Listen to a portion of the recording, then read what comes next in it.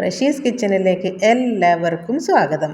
നമുക്കിന്ന് അപ്പത്തിൻ്റെ കൂടെയും നൂൽപുട്ടിൻ്റെ കൂടെയും ഒക്കെ കൂട്ടാൻ പറ്റുന്ന വെജിറ്റബിൾ സ്റ്റൂ ഉണ്ടാക്കുന്നത് എങ്ങനെയെന്ന് നോക്കാം. അതിനായി ഒരു പാത്രത്തിൽ വെളിച്ചെണ്ണ ഒഴിച്ച്, ഈ കറിക്ക് വെളിച്ചെണ്ണ തന്നെ ഒഴിച്ചു കൊടുക്കണം.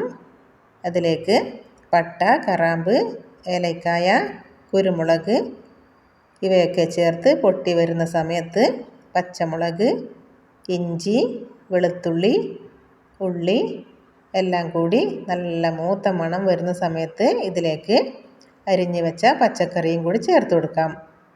2 ചിക്കൻ സ്റ്റോക്കും കൂടി ചേർത്ത് കൊടുത്തിട്ടുണ്ട്. ഗ്രീൻ പീസ് ഞാൻ ഫ്രോസനാണ് എടുത്തത്, അതുകൊണ്ട് പച്ചക്കറീൻ്റെ കൂടെ തന്നെ ചേർത്ത് കൊടുത്തിട്ടുണ്ട്. ആവശ്യത്തിനുള്ള ഉപ്പും വെള്ളവും കൂടി ചേർത്ത് അടച്ച് വെച്ച് വേവിച്ചെടുക്കാം. നന്നായി വെന്ത് വന്നിട്ടുണ്ട്. ഇതിലേക്ക് 1 സ്പൂണ് മൈദപ്പൊടിയും കൂടി ചേർത്ത് നല്ല മൂത്ത മണം വരുന്ന സമയത്ത് ആവശ്യത്തിനുള്ള പാലും കൂടി ചേർത്ത് കൊടുക്കാം. ഞാനിവിടെ 1 ലിറ്ററോളം പാല് ചേർത്ത് കൊടുത്തിട്ടുണ്ട്. എല്ലാം കൂടി നല്ല തിളച്ച് വരുന്നുണ്ട്. അതിലേക്ക് അരിഞ്ഞു വെച്ച മല്ലിയിലയും 1 സ്പൂണ് പഞ്ചസാരയും കൂടി ചേർത്ത് കൊടുത്തിട്ടുണ്ട്.